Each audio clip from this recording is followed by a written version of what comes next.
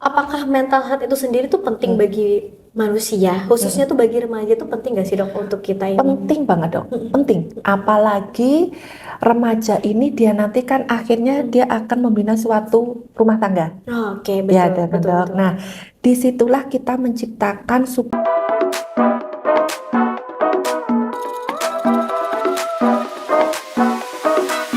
Assalamualaikum warahmatullahi wabarakatuh. Kembali lagi bersama kami di Sultan Podcast di Solusi Layanan Kesehatan Terdepan bersama saya Dr. Gigi Dina di program My Dokter. Hari ini saya kedatangan tamu yang luar biasa spesial, tidak kalah spesial dengan tamu-tamu sebelumnya. Beliau merupakan dokter spesialis yang baru bergabung di Rumah Sakit Sutrabi Banjarbaru. bener, dok. Mari kita sapa siapa beliau, yaitu dokter spesialis kedokteran jiwa, Dokter Sinta Diah Amri Lestari SPKJ. Sapa dulu dok, sahabat Sultan. Hai, Assalamualaikum warahmatullahi wabarakatuh. Perkenalkan sahabat Sultan, saya Dr. Sinta Diah Amri Lestari, spesialis kedokteran jiwa. Alhamdulillah, saya sudah hampir 2 minggu saya gabung bersama di Rumah Sakit Islam Sultan Agung Banjarbaru. Baik dok, kalau dilihat dari ketemu hari ini sama dokter Sinta pasti kabarnya baik ya dok ya? Alhamdulillah baik Alhamdulillah sekali, dokter, ya. baik banget. Terlihat dok dari apa namanya auranya, dari wajahnya. Berseri-seri ya, dok. Iya berseri-seri. Dok, hari ini kita bakal berbincang-bincang santai dok, santai aja Siap. dok. Karena tema hari ini cukup menarik dok. Siap. Dan ini cukup booming dok di tahun 2022-2023 ini kayaknya Iya. untuk anak-anak. Yaitu tema kita yaitu mental health pada usia remaja. Siap, dok. Gimana dok? Menarik ya dok ya? Menarik sekali. Oke dok, sebelumnya saya mau baca artikel dulu dok. Saya tadi baca artikel dok. Heeh. Bahwa di usia anak 16 sampai 24 tahun Betul. itu ternyata banyak sekali remaja-remaja yang mengalami mental health. Betul. Kenapa? Karena di usia ini dok, ternyata remaja ini kan masih ada perkembangan biologis, kemudian Betul. psikologisnya juga masih berkembang, kemudian juga emosinya masih berkembang. Nah, di sini saya mau tanya nih dok, mental health itu apa sih dok sebenarnya? Oke, terima kasih ya dokter Gigi Dina, di mana mental health itu antara pikiran, jiwa itu relatif sama kesehatannya gitu. Jadi bukan hanya secara fisik sehat, tapi ternyata secara mentalnya dia tidak sehat. Dan di sini secara mental, di mana seseorang itu dia bisa bekerja dengan baik, bisa belajar dengan baik, bisa mengendalikan emosinya. Itu yang pasti dok. Ya. Oke, berarti bukan hanya fisik yang sehat, Betul. tapi juga jiwanya sehat ya dok. Iya, Dan itu dok, mempengaruhi ya dok ya. Pengaruh sekali dok. Iya. Oke, sehingga itu yang disebut dengan mental health tadi ya dok. Iya, betul, Kemudian dok, saat ini kan banyak banget nih dokter Betul. yang ada remaja yang selalu mengatakan aku kena mental health gitu kan. Iya. Aku kena mental health tuh. Nah, gangguan pada remaja itu sendiri tuh apa sih dok yang menyebabkan dia terkena mental health itu sendiri? Oke, mental health sendiri itu sebenarnya banyak dok. Ya, kalau pada beberapa kasus remaja yang selama ini sudah kami tanganin, itu yang pertama dia akan terjadinya gangguan mood dok, gitu. Mood dia swing, gitu. Moodnya berubah-ubah. Betul, kadang dia bisa kok saat ini saya merasanya happy ya dok, gitu. Tapi tanpa waktu yang jelas, dia tiba-tiba sedih, murung, malas untuk mengerjakan kuliahnya, skripsinya, sehingga dia tidak bisa konsentrasi, sehingga dia akan terkendala. Nah, disitulah kita harus waspada.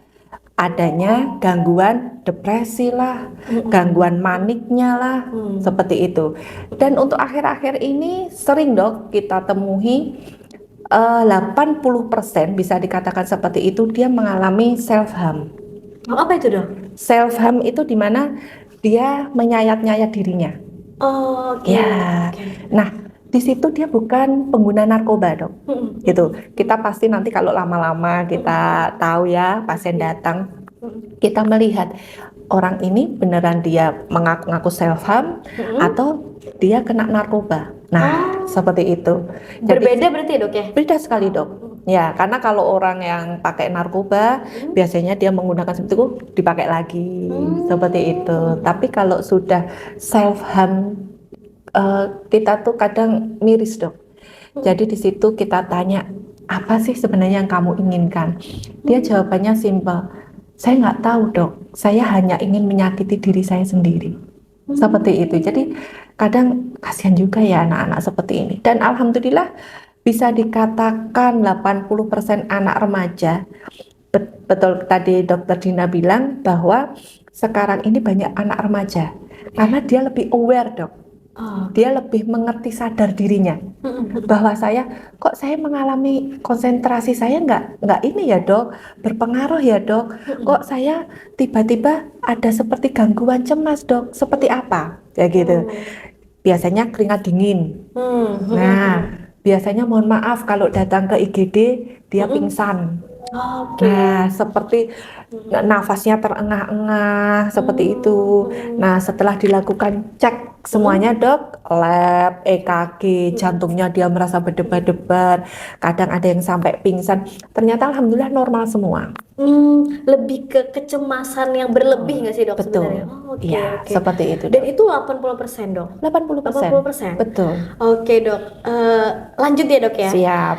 Apakah mental health itu sendiri tuh penting bagi manusia, khususnya tuh bagi remaja tuh penting nggak sih dok untuk kita ini? Penting banget dok, penting. Apalagi remaja ini dia nanti kan akhirnya dia akan membina suatu rumah tangga.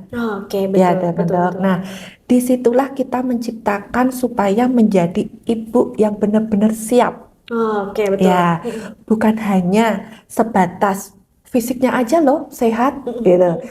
Tapi dok, mental ibu yang di saat dia hamil, pengaruhnya besar banget dok. Betul banget dok, betul banget kalau itu.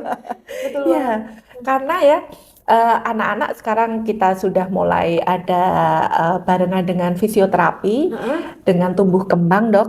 Iya. Itu anak-anak ada yang autis, ada yang hiperkinetik, seperti itu. Nah, biasanya kalau orang-orang bilang, anakmu autis ya, gitu. Anakmu kok banyak banget, aktif banget, hiperaktif sekali. Nah, seperti itu dok. Saya tanya ya, yang anak-anak dengan seperti itu, bisa dikatakan dok, hampir bisa dikatakanlah 70%-an itu mengarah kepada ibu yang dia mengalami suatu depresi ataupun kecemasan berlebih dok. Oh, itu mempengaruhi berarti ya dok? Banget dok. Artinya ibu yang tidak siap secara mental mempengaruhi ke tumbuh kembang anaknya. Iya. Saya baru tahu dok, benar-benar baru tahu.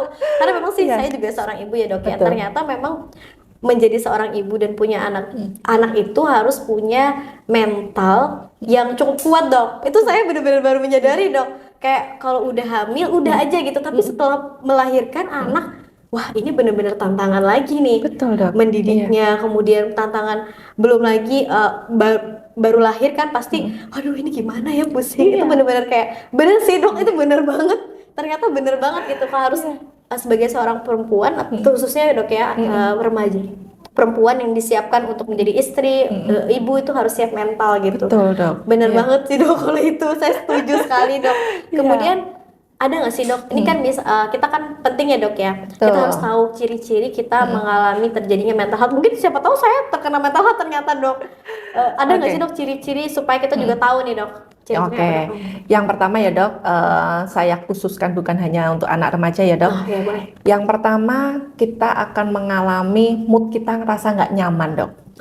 Itu. Terus yang kedua kita akan namanya fobia sosial. Kita minder di hadapan orang. Dulunya dia pemberani gitu ya dok ya. Tiba-tiba kok aku takut ya. Nanti jangan-jangan orang itu akan mengapa-apakan saya. Gitu. Kalau enggak nanti di saat di kerumunan, aduh jangan-jangan saya pingsan nanti. Siapa yang menolong saya? Seperti itu. Itu yang kedua dok. Yang ketiga, harap diwaspadai kalau umpamanya terkena dengan sebutan MAH. Nah, itu dok, itu harus diwaspadai sekali. Ya, mohon maaf, TS pun banyak. Berarti kena mental health dok? Enggak, dalam artian pasien ini sudah dikelola cukup lama dok. Oh begitu. Iya, dikelola cukup lama. Nah itu warning dok. Itu warning, dimana kalau sudah 1 tahun mungkin bisa dievaluasi diperpendek 6 bulan. Kok nggak sembuh ya? gitu. Mahnya gitu ya dok ya? Iya, mahnya tuh nggak sembuh dia dengan pola makan yang sudah membaik seperti itu dok. Terus selain dia pola makan, pola istirahatnya cukup membaik. Nah itu harus dicoba ditanyakan apakah saat ini dia mengalami kewaspadaan yang tinggi, kecemasan yang tinggi, atau malah mengarah ke suatu depresi. Oh, Seperti oke. itu dok. Tuh sudah berapa? 3 ya dok. 3. Terus yang 4 dia nggak konsentrasi. Oh. Itu. Yang kelima emosi dok. Nah jangan salah. Jadi kalau lebih mungkin mak-mak ya, nah itu kalau sama anaknya, hai kamu gini gini gini gini, kamu harus begini, kamu harus gini. Nah itu harus waspada dok. Iya, iya karena si anak ini sendiri nantinya ya jangan salahkan, anak pasti akan ikut itu. Oh, Dengan teriakan orang tua memberikan pola asuh seperti itu dok, ya jangan bilang ini sih anak nggak bisa diatur, maaf ya, anak goblok, anak ini. Nah itu dok, ya itu akan berpengaruh besar sekali dok. Dan masih banyak lagi sih sebenarnya dok, apa itu gejala-gejala yang harus diwaspadai. Gejala-gejala yang harus diwaspadai ada 5 tadi dok ya? Oh banyak dok sebenarnya. Sebenarnya banyak ya, dok, ya? Banyak, iya. Di antaranya tadi, terus ada lagi gangguan tidur. Oh, benar ya dok? Kayak Iya. nggak bisa tidur gitu. Betul, insomnia. Oke. Itu, apakah malah lebih hipersomnia? Oh, bisa juga. Bisa. Jadi orang yang dengan hipersomnia, dok, itu jangan dianggap kamu nyaman betul ya tidurnya. Iya betul. Kayak nggak ada beban gitu. Betul. Dimana malah stresornya itu membuat dia, udahlah aku tidak mau kalut, udah aku tidur aja. Seperti itu. Jadi akhirnya dia merilekskan tubuhnya dengan tidur. Tapi padahal dia masih ada suatu stresor yang belum tertangani. Seperti itu dok. Oke. Iya. Waduh, jangan-jangan saya ada di antara beberapa ciri tadi. Perlu konsul nih dok. Kayaknya perlu. Nah dok, ini kalau kita udah tahu nih dok, kayak kayaknya aku ngarah ke sini deh. Kayaknya ciri-ciri ini ada di aku deh misalnya kayak. Betul. Ini gimana nih dok kita mengatasinya agar penanganan preventif untuk kita atau penanganan Betul. awal agar kita tidak terlanjur berlarut-larut akhirnya seperti tadi kan dok ya kayak marah-marah atau depresi atau misalnya kita kurang konsentrasi. Ini bagaimana dok untuk mengatasi gangguan tersebut gitu? Iya. Oke dok. Jadi gini, orang dengan bisa disebut dengan mental health ya, gangguan mental, itu dia pasti ada awal-awal fasenya dok. Oke. Yang pertama dia akan mengalami suatu kecemasan dulu, gitu. Setelah dia cemas, nggak tertangani, dia akan mengarah melanjut kepada depresi. Itu tingkatannya. Kalau sudah dia mulai depresi, dia tidak mau bekerja, apalagi sudah tidak mau mandi dok, nah itu harus waspada bener. Dia sudah mulai gejala mondar-mandir gak jelas, udah itu nanti masuk ke skizofren. Seperti itu. Kalau sudah skizofren, dia tidak mengenal dirinya sendiri, sudah tidak bisa berpenampilan yang bagus untuk dirinya sendiri, itu sudah lebih harus waspada lagi. Nah, yang pertama kali harus kita waspadai dok, itu kalau ada tanda-tanda itu tadi, mulai tidak ada konsentrasi yang itu, untuk cara mengantisipasinya, kita belajar.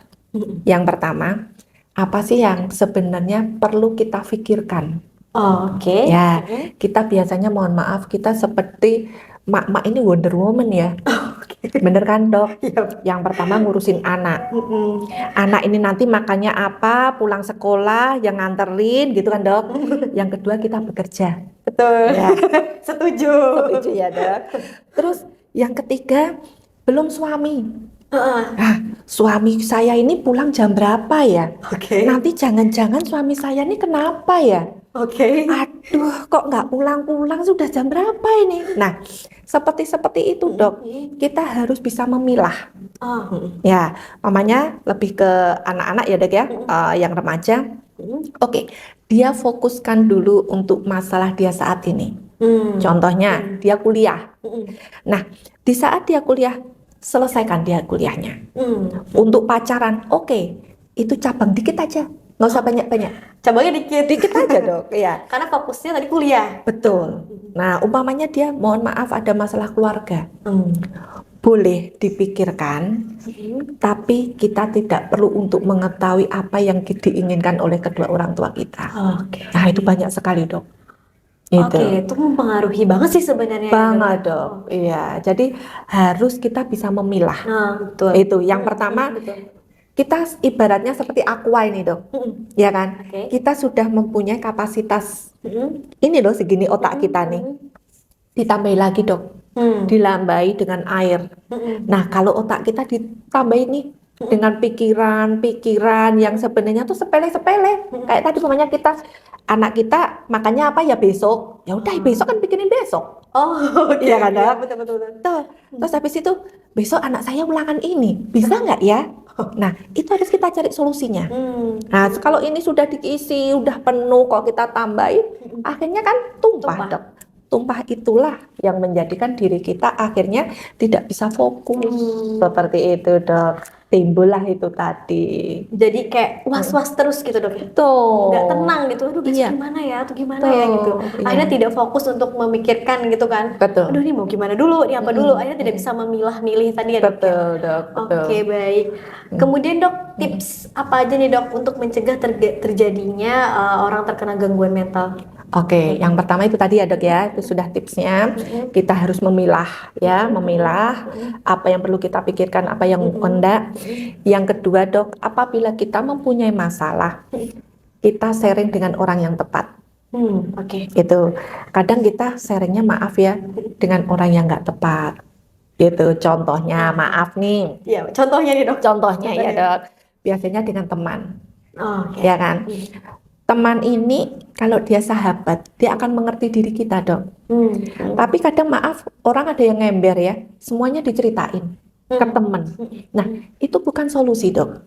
Kadang si teman ini pun karena dia mohon maaf tidak tahu bagaimana caranya, hanya jawabannya sabar, atau sabar, gitu ya dok.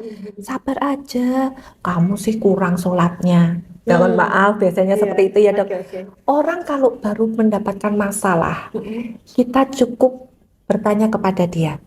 Oke. Maaf, apakah saya hanya sebagai pendengar, ataukah saya juga nanti boleh untuk memberikan saran? Nah, seperti itu dok. Ya. Terus yang ketiga, kita harus bisa mengantisipasi diri kita. Seperti itu, dengan jalan yang satu, dua, yang ketiga tentunya kita bisa merelaksasi. Merelaksasi. Nah, ini gimana nih, Dok? Nah, oke. Menarik ya, Dok ya. Kalau relaksasi menarik nih. Oke. Caranya gini, Dok. Di saat kita terpapar suatu kecemasan yang berlebih sampai timbullah panic attack, ya kan, Dok? Biasanya keringet dingin, nafas kayak dicekik, gitu-gitu, Dok. Nggak pede gitu, Dok. Biasanya lebih ke apa itu dok, lebih seperti tercekik itu dok, biasanya pasien-pasien dengan panic attack itu. Oke. Ya, itu dia dengan cara hembuskan dulu nafas. Kayak orang lari-lari itu loh dok. Oke. Kalau untuk langsung menarik nafas nggak akan bisa dok. Berarti hembuskan dua nafas. Betul, hembuskan sampai dia benar-benar sudah benar-benar plong. Baru tarik nafas dengan hitungan 4 detik, tahan 2 detik atau 3 detik, hembuskan perlahan-lahan 5 detik. Seperti itu. Berarti ada tekniknya dok untuk merelaksasi. Dok. Iya, seperti itu dok. Nah itu harus belajar terus-menerus dok. Gitu. Terus tips lagi, jangan overthinking. Oke, overthinking itu mikirin sesuatu yang berlebihan gitu ya? Contohnya tadi kita punya suami ya dok. Suami kita ini biasanya pulang jam 5. Ya tahu. Kok mundur ini molor jadi jam 6. Udah telepon suami, Pak di mana? Nggak diangkat-angkat. Udah WA. Kok nggak diangkat-angkat juga telepon. Nah, disitulah yang pertama kita mikir, apakah suami kita di jalan atau enggak. Nah, pikiran kita bisa kita balik dong. Oh, mungkin suami saya masih di jalan ya. Oke, benar. Ya, positif akhirnya dok ya. Betul. Kita balik sendiri dok. Oh ya sudah, mungkin suami saya masih di jalan. Kalau enggak, oh mungkin dia masih bekerja lembur gitu. Nah, nanti setelah pulang dari rumah baru dikomunikasikan. Ya, komunikasi harus baik dok. Bukan hanya pada pasangan, tetapi pada anak juga. Seperti itu. Tipsnya, kita sama-sama apa sih yang diinginkan. Kita saling menghargai kepada anak, kepada suami. Mm-mm. Contohnya, jangan menganggap anak itu kecil. Ah, Dek, kamu tuh nggak boleh gitu. Nggak. Jadi dibilang anak rewel, apa mau adik? Betul. Ya, kadang kan kita nggak sabar ya dok. Adik itu nggak tahu ya, gitu sambil kita gini, gitu ya Langsung dok. ngegas gitu. Langsung ngegas gitu ya dok. Iya, belajar dok. Saya juga baru belajar nih. Oh gitu. Ketahuan banget nih kayak kalau saya ngegas gitu kan Dok. Karena kadang kalau anak kecil tuh kan kita kayak udah capek gitu kan Dok. Aduh ini udah kayaknya udah gimana gregetan gitu kan. Betul dok. Padahal ada tekniknya dan itu saya setuju banget Dokter Sinta. Ternyata kan itu tadi kayak balik lagi Dok ya, mempengaruhi ternyata ke anak kita. Betul. Oke Dok. Pengaruh sekali dok. Jadi ya itu kalau anaknya suka ngegas, ayo cross check. Orang tua ngegas nggak ya? Betul setuju banget nih. Saya setuju kali ini. Iya dok. Mungkin ini pertanyaan di luar nih Dok. Oke. Saya apakah nih Dok, saya pernah dulu waktu saya kuliah zaman dulu ya Dok ya. Betul. Dosen saya bilang gini Dok. Apa yang kamu dengar atau apa yang kamu sekarang rasakan itu adalah energi kamu. Kayak misalnya saya dengerin lagu galau gitu kan, itu mempengaruhi aura gitu atau mempengaruhi keceriaan kamu gitu. Apakah itu benar nggak Dok? Betul sekali dok. Ya, jadi makanya kita ada yang namanya tuh terapi relaksasi dengan musik dok. Oh, yang tadi relaksasi apa? Itu yang merelakskan itu maksudnya itu terapi relaksasi yang biasa dok, yang di saat dia panik. Nah, ada kita kan ada CBT dok, namanya Cognitive Behavior Therapy. Itu macam-macam nanti. Cognitive Behavior Therapy. Betul, merubah mindset kita, pola kita yang dulunya kita suka pencemas, suka tidak mau diatur. Kadang kan kita gitu kan dok. Jangan salah dok, orang yang tidak mau diatur, jangan-jangan dia pasti ada problem nih. Oh gitu. Untuk mentalnya, iya. Seperti itu. Jadi kita tidak bisa langsung mendiskriminasikan teman kita. Kok lo sama gue gitu sih? Apa salah gue? Kita jangan menjudge diri kita sendiri ataupun teman kita dok. Kita jadilah kita sahabat yang baik. Mungkin kita bisa bertanya, apa sih sebenarnya yang kamu rasakan? Nah, mungkin dia bisa dok diberikan terapi melalui musik tadi. Sebentar dok, ini berarti bisa nih untuk remaja-remaja atau orang yang mengalami gangguan mental health ini? Bisa sekali dok, bisa. Ya, tapi memang membutuhkan waktu, tidak bisa instan ya dok. Jadi membutuhkan waktu yang cukup lama dan mungkin tergantung. Tergantung kepada klien, pasien, di mana dia yang pertama seberapa besar kemauannya dia untuk dia pengen sembuh. Gitu. Balik lagi dok ya? Iya. Itu tadi yang dikatakan dosen Pian, bahwa apa yang kita pikirkan, kita rasakan itu akan kembali lagi ke diri kita. Itu memang benar dok. Ya. Makanya dok, sejak saat itu saya tuh kayak, aduh kayaknya enggak deh kalau muter-muter lagu galau gitu. Saya takut sendiri dong, akhirnya saya mendapatkan aura negatif di diri saya. Iya, gitu. betul. Gitu, dok. Oke, berarti ada yang namanya CBT tadi dok ya? CBT, Cognitive Behavior Therapy. Seperti itu dok. Atau misalnya ada orang yang tadi tidak suka diatur, itu juga bisa diterapi. Orang yang tidak suka diatur ini kan berarti belum tentu dia secara fisik baik gitu kan, secara mental mungkin baik, tapi ada satu gitu ya dok ya, ada satu. Itu kalau kita belum bisa mengatakan bahwa dia baik dok. Dengan adanya dia tidak suka diatur, dia mau menangnya sendiri. Oh, kita lihat dulu dok. Dia tidak mau diaturnya seperti apa nih? Oh, beda lagi ya dok. Beda lagi dok. Apakah tuh tadi bisa dikatakan kita mental health itu bisa dikatakan 90% itu dari pola asuh orang tua dok. Oh, ya. Wah ini bener-bener saya ngobrolnya jadi berkualitas sekali nih dok. Karena saya punya putra kan, dan saya menyadari sih dok kayak bener ya kita anak kita itu kan terbentuk oleh orang tuanya. Betul. Kalau kita salah kalimat, salah kata, salah komunikasi, salah perilaku kita, itu kan mempengaruhi anak di usia nanti remaja ya dok. Betul, iya. Oke, perkembangannya kan pastinya juga. Betul dok, iya. Selain itu, dari pola asuh, 10% itu dari genetik untuk skizofren. Oke. Untuk bipolar itu 20%. Oke. Oh, Seperti ada. itu. Berarti kita itu ada potensi bipolar gitu, Dok? Nah, kita cari dok, apakah riwayat keluarga kita ada yang sakit oke. bipolar, ya, Mm-mm. ataukah ada yang skizofren, Oh, seperti itu oke, dok. oke. Dan benar sekali apa yang tadi Pian bilang bahwa anak apa yang kita berikan pada anak, Mm-mm. dia nanti menjadi pencemas Mm-mm. atau enggak, dan itu benar dari apa si orang tua itu sendiri dok, seperti itu. Saya mohon maaf, mungkin banyak dokter sendiri ada loh dok. Oh, Beneran, ya. oke. Ya, di mana di situ ya karena memang di satu sisi dia tidak tahu kok saya ini di saat saya hitting orang dok, Oh, hitting pasien, kok saya pingsan ya dok? ada ya, Dok ya?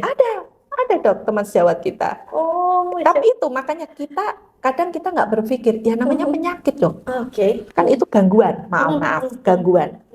Jadi di mana di situ setelah saya korek dok, ternyata dia mengalami suatu trauma yang dari kecil dia tidak punya orang tua. Oke. Itu orang tuanya hanya mamanya dan ayahnya tuh masih ada dok, cuman jauh sama dia itu. Dan mamanya merasa dia tuh baik-baik aja gitu. Dengan pola pikirannya dia sendiri, kasihan mama saya. Jadi dia tidak tega melihat ibunya yang kesakitan, untuk mengurusi dia sampai dia dewasa. Alhamdulillah jadi dokter dan alhamdulillah perkembangannya bagus dok. Kemarin tuh sudah bilang dokter Sinta makasih ya, kenapa? Saya sekarang sudah hitting dok, sudah senang beneran. Saya juga alhamdulillah. Jadi bukan masalah obatnya dok, bukan. Ini seperti kita wawancara seperti ini. Iya, betul. Iya, dengan seperti itu dia tahu. Oh, jadi karena itu ya ternyata dok. Jadi bukan hanya melulu obat, enggak. Siapa bilang sebenarnya keberhasilan pengobatan di jiwa itu dok, itu 60% dari kita wawancara. Oke, baik dok. Seperti itu. Mungkin ini pertanyaan saya terakhir ya dok ya. Oke, dok. Ini penting juga sih dok. Kita kan pasti mungkin mengalami depresi atau tadi gangguan dan lain-lain, kecemasan dan lain-lain. Kita sebenarnya butuh nggak sih dok kayak temen bukan temen deket ya, kayak orang yang benar-benar bisa memahami kita gitu.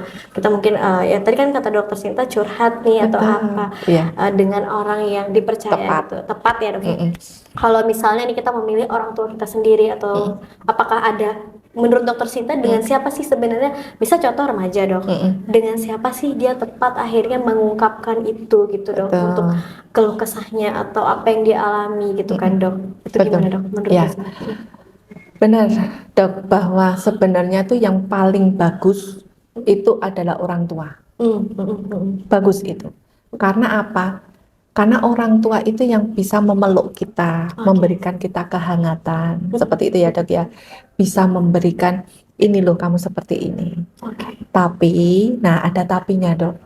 Apakah orang tua ini paham dengan apa yang dirasakan si anak? Itu. Jadi malah kadang tuh kebalik dok.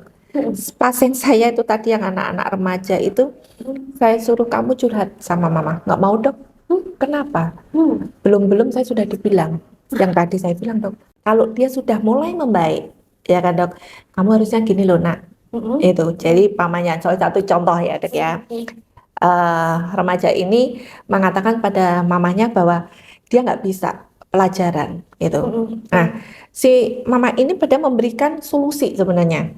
Solusi. Udah kalau gitu kamu ngomong nih baik-baik ke gurumu gitu. Nah, ternyata guru ini menyampaikannya salah ke anak. Seperti itu akhirnya salah gap dong. Si anak ini, kenapa sih mama ini kok malah menceritakan ke guru yang akhirnya kan aku jadi malu atau ini. Gitu dong.